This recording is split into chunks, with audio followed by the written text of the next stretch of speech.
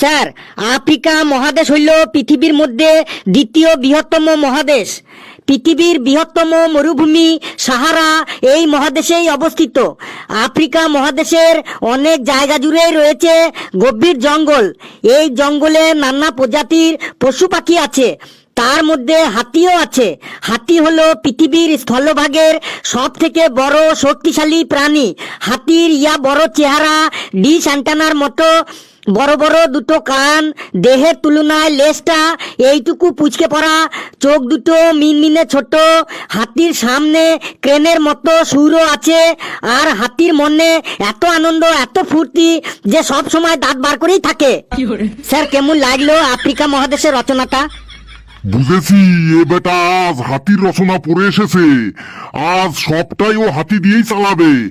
আমিও আজ ওকে ছাড়বো না, ওকে আজ আমি জব্দ করেই ছাড়বো।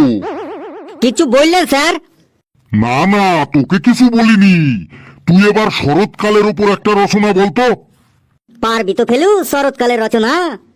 তুই দেখ না, এটাও খুব সহজ, আমার কাছে একদম জল ভাত। স্যার, আমাদের দেশ মৌসুমী জলবায়ুর দেশ। এই মৌসুমী জলবায়ুর প্রধান বৈশিষ্ট্য হলো ঋতুচক্র। আমাদের দেশে বছরে 6টি ঋতু দেখা যায়। তার মধ্যে একটি ঋতু হলো শরৎ ঋতু বা শরৎকাল। এই শরৎকালে আকাশ পরিষ্কার থাকে, ঘাসের ওপর শিশির পড়ে, চারিদিকে কাশ ফুল ফোটে। এই শরৎকালে বাঙালির শ্রেষ্ঠ উৎসব দুর্গাপুজো হয়। দুর্গা ঠাকুরের 2 মেয়ে লক্ষ্মী ও সরস্বতী, আর 2 ছেলে কার্তিক ও গণেশ। এই গণেশ ঠাকুরের মাথাটা মানুষের নয়, হাতির। আর এই হাতি হলো পৃথিবীর স্থলভাগের সব থেকে বড় ও শক্তিশালী প্রাণী। হাতির বড় চেহারা, ডিশ অ্যান্টেনার মতো বড় বড় দুটো কান, দেহের তুলনায় লেজটা এইটুকু পুচকে পড়া, চোখ দুটো মিনমিনে ছোট, সামনে ক্রেনের মতো সুর আছে। আর হাতির মনে এত আনন্দ, এত ফুর্তি যে সব সময় ফুর্তিতে দাঁত বের করে থাকে। হ্যাঁ, যা অনুমান করেছিলাম ঠিক তাই। বেটা হাতির রচনায় পড়ে এসেছে। এবার ইতিহাস থেকে রচনা ধরবো, দেখিও কি করে। নে বাবা ফেলু, এবার তাজমহলের উপর একটা রচনা বলতো। তোকে এবার বিপদে ফেলে দিল রে ফেলু। তাজমহলে তুই হাতি আনবি কি করে? তুই দেখ না, ঠিক পারবো। স্যার, তাজমহল হইল পৃথিবীর 7টা আশ্চর্যের মধ্যে অন্যতম। এটি ভারতের আগ্রায় অবস্থিত। সম্রাট শাহজাহান তার প্রিয়তমা স্ত্রী মমতাজের স্মৃতির উদ্দেশ্যে মার্বেল পাথর দিয়ে এই তাজমহল তৈরি করেছিলেন। তাজমহল যখন তৈরি করা হয় তখন উন্নত মানের যানবাহন ছিল না। তখন ভারী ভারী পাথর বহন করার জন্য 1000-এরও বেশি হাতি ব্যবহার করা হয়েছিল। আর এই হাতি হইল পৃথিবীর স্থলভাগের সব থেকে বড় ও শক্তিশালী প্রাণী। হাতির বড় চেহারা, ডিশ অ্যান্টেনার মতো বড় বড় দুটো কান, দেহের তুলনায় লেজটা এইটুকু পুচকে পড়া, চোখ দুটো ছোট মিনমিনে।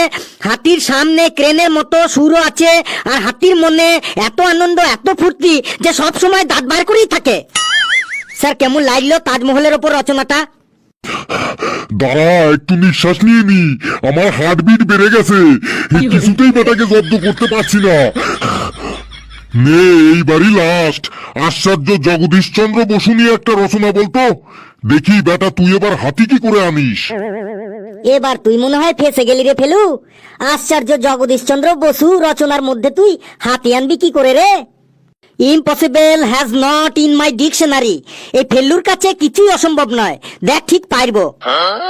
স্যার, আচার্য জগদীশচন্দ্র বসু ভারত তথা বিশ্ববিখ্যাত একজন প্রাতঃস্মরণীয় বিজ্ঞানী। তিনি প্রথম গাছ নিয়ে গবেষণা করে বলেন যে গাছেরও প্রাণ আছে।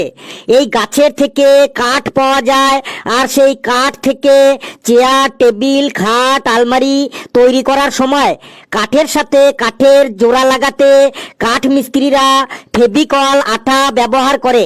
এই ফেভিকল আঠার ডাব্বার গায়ে দুটো হাতির ছবি থাকে। আর এই হাতি হলো পৃথিবীর স্থলভাগের সব থেকে বড় ও শক্তিশালী প্রাণী।